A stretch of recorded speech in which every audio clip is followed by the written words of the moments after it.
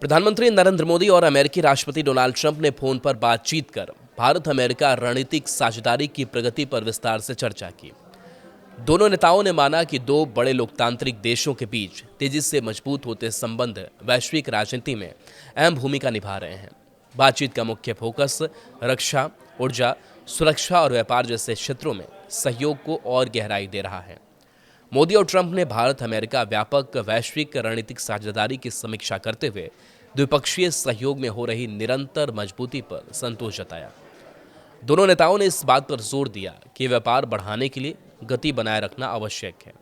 इसके साथ ही दोनों ने यह भी माना कि आने वाले समय में दोनों देशों को नई तकनीकों, रक्षा और सुरक्षा में आपसी सहयोग बढ़ाने की जरूरत है। बातचीत के दौरान दोनों नेताओं ने कॉम्पैक्ट कार्यक्रम पर भी चर्चा की। यह कार्यक्रम 21वीं सदी के लिए दोनों देशों के बीच सैन्य, तकनीकी और व्यापारिक सहयोग को मजबूत बनाने पर केंद्रित है।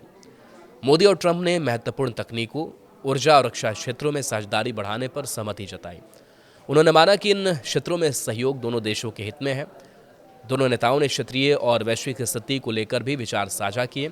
बातचीत में वैश्विक सुरक्षा, आर्थिक स्थिरता और सहयोगात्मक ढांचे को आगे बढ़ाने पर जोर दिया गया। दोनों देशों ने माना कि कई मुद्दे ऐसे हैं जिन पर मिलकर काम करने से प्रभावी समाधान निकल सकता है।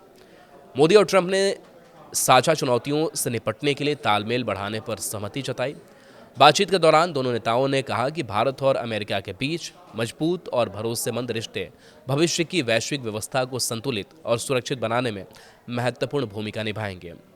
दोनों नेताओं ने संपर्क बनाए रखने और आगे भी नियमित बातचीत करते रहने का निर्णय लिया।